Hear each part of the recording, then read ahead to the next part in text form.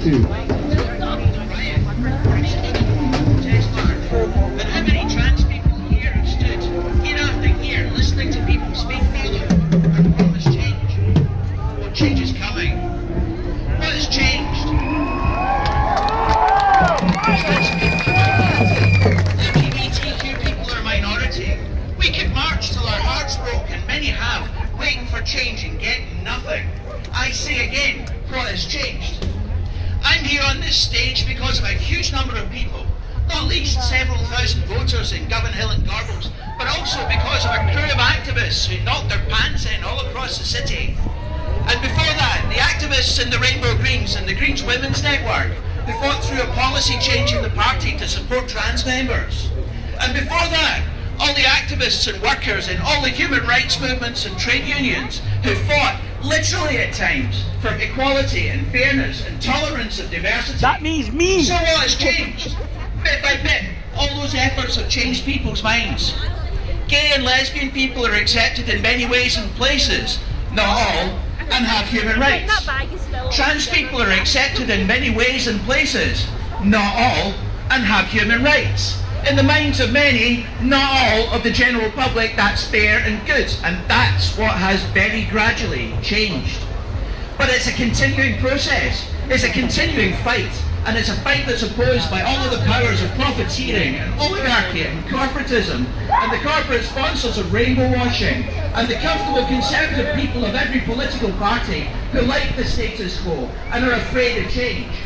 And the comfortable people demand hierarchies with men on top and women doing what they're told, and uppity queers out of sight with all the other minoritised people, so that the old white guy in the pub and the old white politician in Congress and Westminster can lift their drinks and know that they rule. See what happened in the US today? That's the same fight. US yesterday. Queerness breaks all that to pieces. And transness breaks all that to pieces. We don't fit into their boxes. We make our own, or we kick them apart. And that's why the papers and the pundits and the paid-for opinions all demand that trans people be eradicated, starting with the kids who are excluded from sports and toilets and schools and life. And the kids and older people are emotionally and mentally and physically abused into submission and into hiding themselves. Conversion is torture. It is child abuse. Practice child abuse, the ones are going to bigots say, it's them who do. And after the trans people and the rest of the queer alphabet, who's next? We've seen who's next. Women who wear their hair short or stand too tall or don't wear clothes that a man approves of, or God forbid want to have their own opinions or govern their own bodies. Which is why I'm happy to stand in support of abortion providers and buffer zones around.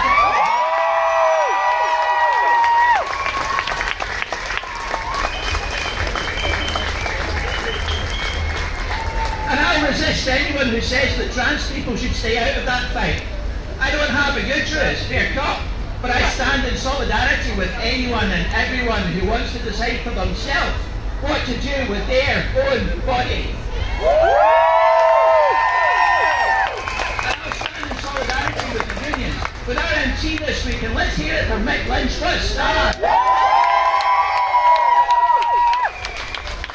The powers that be are moving to cut that off. We've seen the moves this year to criminalise protests. They're not new and they're not limited to the Tories. When the truck drivers struck to protest the increasing price of fuel, the first thing Tony Blair did was to criminalise it. And what has happened to the price of fuel, I hear you ask? Grant Shapps is making the same noises about the rail workers' strike now. The last thing anyone wants among the billionaires or their enablers and cronies is to allow protest. And pride is a protest. We have the Tory culture war means that hate crimes against LGBTQ people have increased by 87% in the last year, and it's spilling over onto everyone who doesn't fit the conservative norm. And while we have fuel poverty and the cost of living crisis, queer people are among the ones at the front of that, with so many of us in precarious jobs, in gig working and unemployed. And as we protest, we have to stand in solidarity with feminists and Black Lives Matter and the unions, because it's all one. But how do we protest? How do we fabulous! We make a huge to be forgotten, so he shouts, and be marvellous and magnificent, and in their face with bright colours, and loud music, and fashions to die for. And it would be uneasy to mistake pride for a carnival. And it would be a mistake to take pride for a carnival, because pride is a protest. Clear, as in, fuck you!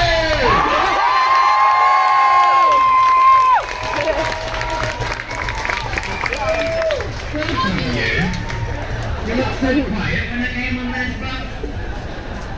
The fight is not over. It's really not. Pick up me now.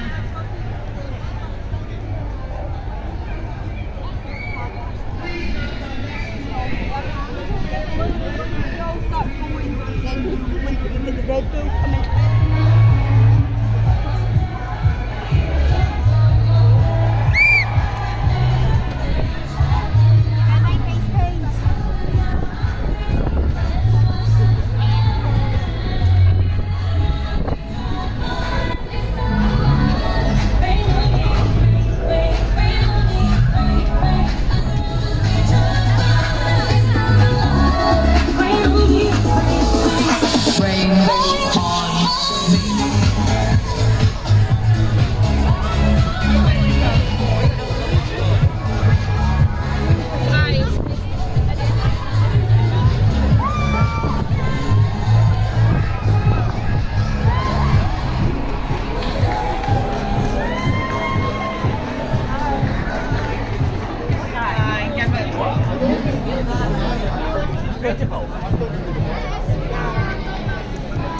Love it.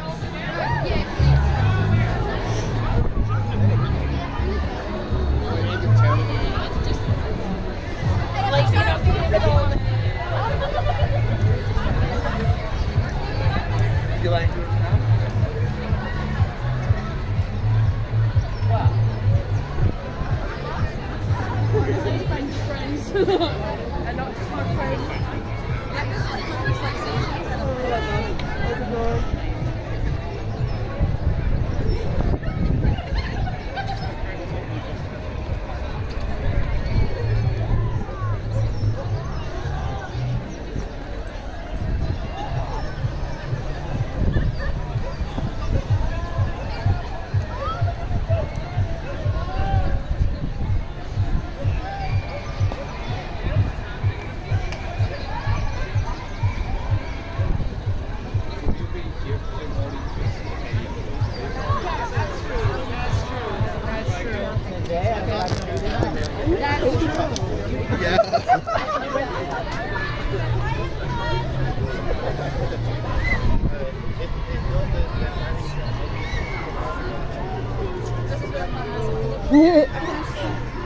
Is he any good too? It is!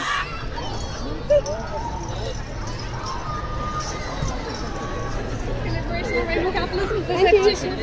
Oh, I will do. I can do that, no problem. Yes, thank you very much. There you go.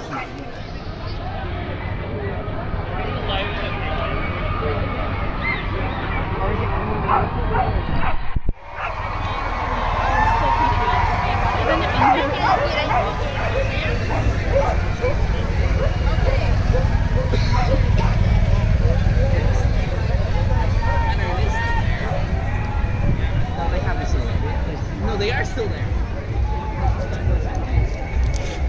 I need a drink.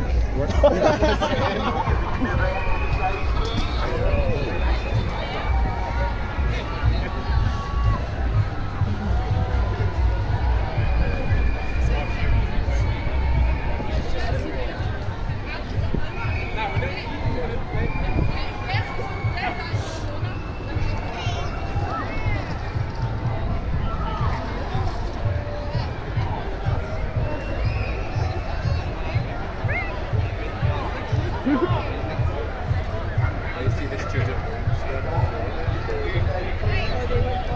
Yeah, they don't want it this side.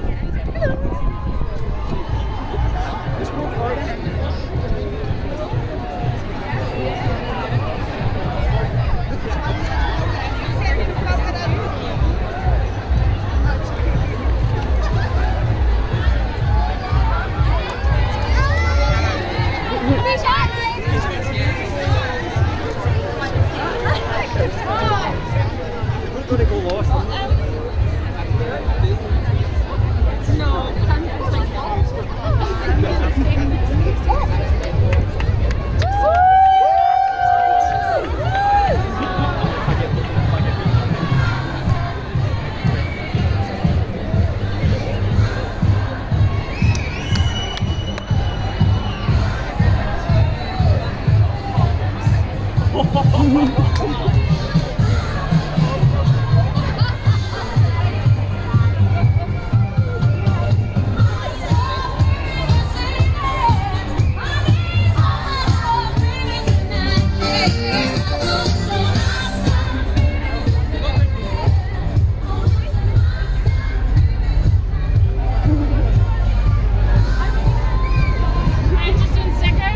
you.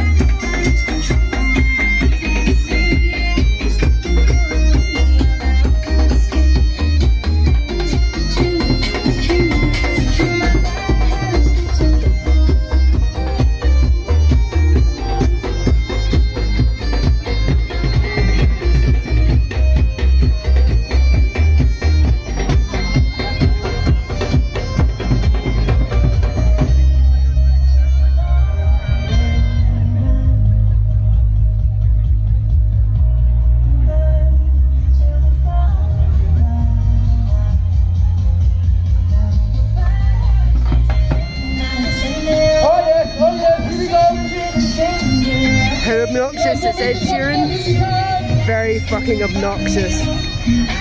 Even on the bagpipes, it turns out.